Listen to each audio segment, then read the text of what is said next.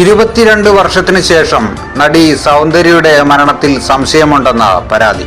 നടിയുടെ മരണം കൊലപാതകമാണെന്ന് ഇപ്പോൾ വാദമുയർന്നിരിക്കുകയാണ്.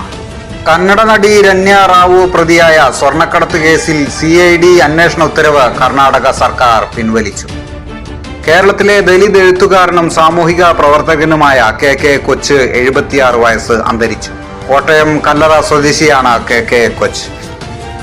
മലപ്പുറം പൊന്നാനിയിൽ ഗുരുവായൂർ സംസ്ഥാന പാതയിൽ മാറഞ്ചേരി പനമ്പാട്ടിൽ ബൈക്കിന് പിന്നിൽ പിക്കപ്പ് വാൻ ഇടിച്ച് യുവതി മരിച്ചു. സമാനമായി ചാലക്കുടിയിൽ സിഗ്നൽ തെറ്റിച്ച ലോറി ഇടിച്ച് സ്കൂട്ടർ യാത്രക്കാരൻ മരണപ്പെട്ടു. സെക്രട്ടേറിയറ്റ് പടിക്കൽ സമരം നടത്തുന്ന ആശാപ്രവർത്തകർക്ക് സൗജന്യമായി പൊങ്കാല കിറ്റ് വിതരണം ചെയ്ത് കേന്ദ്രമന്ത്രി സുരേഷ് ഗോപി ഇന്നലെ രാവിലെ യാത്രക്കിടയിൽ സമരവേദിയിൽ എത്തി കിറ്റ് എത്തിക്കാമെന്ന് ഉറപ്പ് നൽകിയിരുന്നു.